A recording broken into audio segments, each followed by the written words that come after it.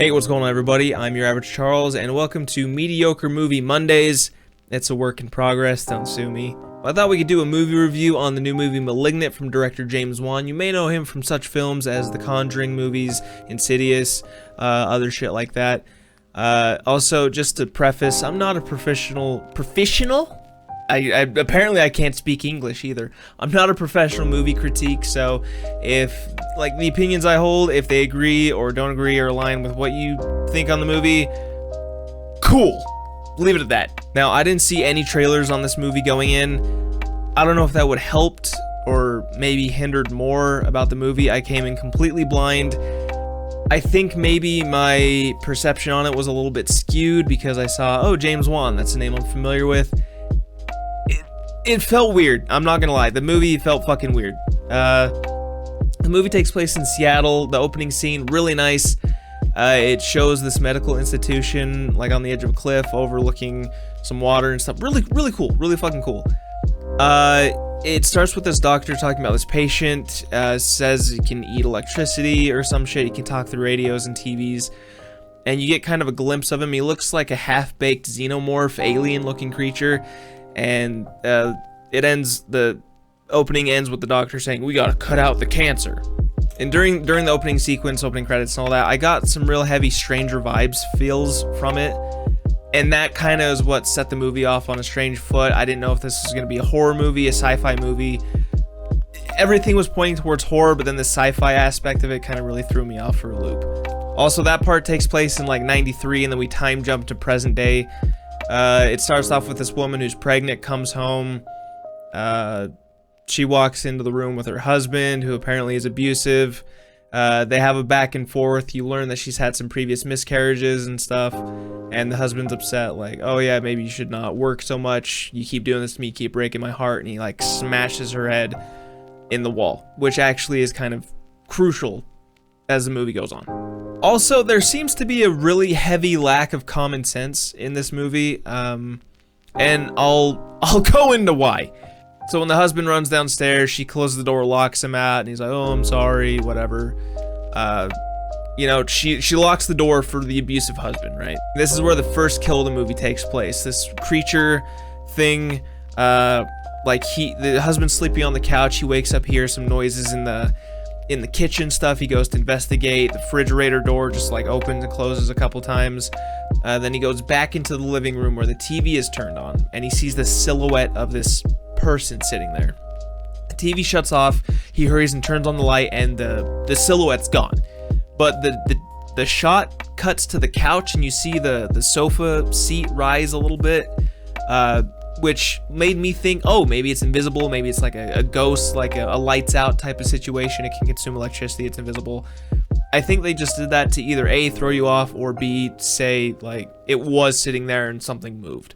Husband gets completely abolished, and he gets snapped in half like you're cracking open a glow stick. The chick comes down, and she's still bleeding from her head, right? Like, she went to bed, there's blood on the pillow, there's blood on the door when she was, like, sitting up against it to keep the husband out. She's bleeding pretty bad. She goes downstairs, sees the husband completely folded in half like a fitted bedsheet. The thing chases her upstairs. She goes in the bedroom. She closes the door but doesn't lock it. She locks it for the husband, but she doesn't lock it for the thing that's trying to actively kill her. Not that it would help, because that thing completely busts down the door like it's a Black Friday deal at Walmart. Neighbors heard screaming, the cops get called, and so on and so forth. 2 weeks, she comes back home. 2 weeks. This is a 2-week difference. And, you know, she's going about her thing. She sees some lights flickering out in the street. She sees this shadow cross the road, which again is kind of leading to the aspect of, oh, is it paranormal? Is it like some ghostly thing, something that's invisible?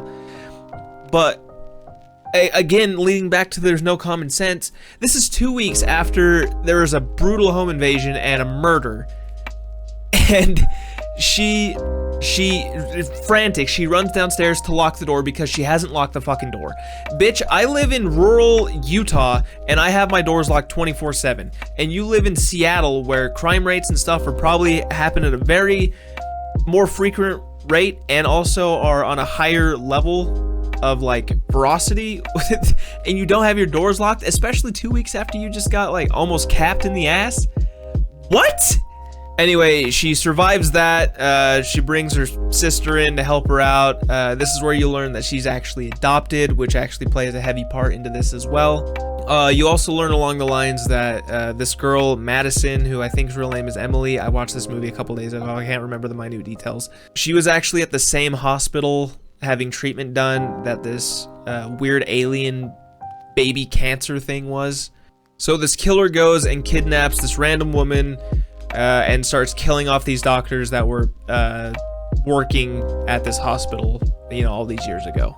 Madison actually has these astral projection events, if you want to call it. The walls like melt around her and she can actually see these killings take place. After the second one, she goes and talks to the cops and convinces them like, hey, this might be going on.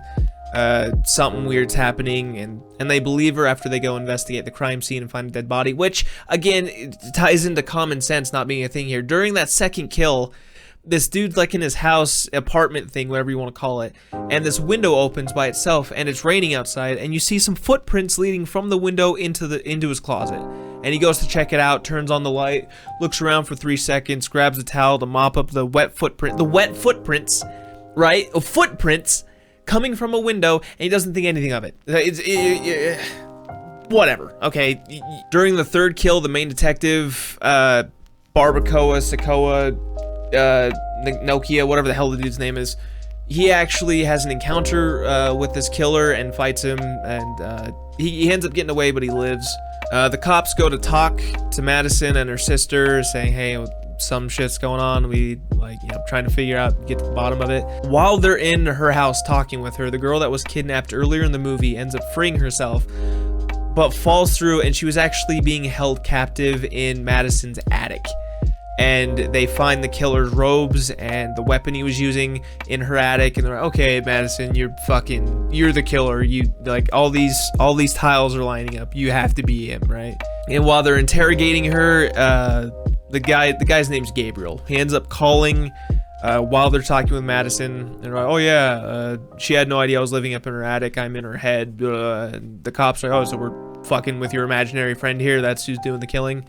Madison gets put in a holding cell with a whole bunch of other prisoners. While this is all going on, the sister goes to the hospital that's closed down to try and find her like patient files and everything. And when she gets there, it's on a cliffside, right? She pulls up right fucking to the edge of the cliff, like she's gonna Bonnie and Clyde, like if she finds something she doesn't like, right over the edge. I don't understand that. Oh, also to jump back a little bit earlier, when the dude kills like the first doctor and the cops find the patient files and stuff, he finds a picture of a patient named Emily, and for whatever reason, this dude needs to have it aged up 30 years. I don't understand why, because it literally looks like the actress who's playing Madison. Like, I didn't even think that was a picture that was supposed to be a picture of a child. It literally looks 100% like someone just took a picture of her right then and there, and he didn't think like, oh yeah, this looks like her. No, it completely oblivious to the fact. Common sense, the term common sense is a Greek phrase to this fucking movie, I swear to Christ. Now this next part I kind of have to dance around because I don't want to spoil anything for anybody, but short and sweet of it, Gabriel ends up killing what seems like the entire Seattle police force. Like, he just goes on a complete fucking murdering spree. I don't want to say there was a happy ending to the movie, because pretty much during the entire thing, the ending of it seemed really abrupt, with no actual resolution to it. It really was strange. The entire fucking movie was just weird. I couldn't get a beat on it the entire time. So I don't know, between in the beginning of the movie not knowing if the killer is like some ethereal paranormal thing or some science experiment gone wrong, between just a lot of situations where it's just like a dumb moment that just seems really oblivious to the fact, and people just, gloss right over it. This movie is strange, really weird. In terms of if you should go watch it, I say if you already have HBO Max or Plus or whatever the fuck it is, I believe it's streaming on there till October 10th. If you can watch it that way and you already are paying for a subscription, go ahead and give it a watch if you're bored and have nothing else, to skim through. I probably wouldn't recommend going to see this in theaters and spending money on it. Later on down the road, when it comes to DVD, if your friend already owns it and they were dumb enough to buy it and they're like, hey, you want to watch this? Because I sure as shit want to throw it away. Go ahead and give it a watch. Yeah, movie's really strange. I don't know. It's not... I can't really say it's not what I was expecting, because I wasn't really expecting anything. Like I said, I came in completely blind to this movie. Yeah, I don't know. I'll give it a 6 out of 10.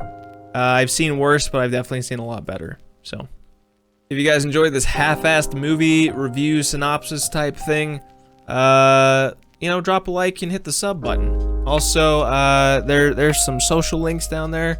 Check out the other socials. Join the Discord so you guys can recommend some other movies for me to watch. Maybe some games for some Let's Plays and shit. And I don't know, just let me know what else you guys like to see on the channel. So with that being said, I hope you guys have an awesome, wonderful rest of your day. I'll catch you guys later. Peace.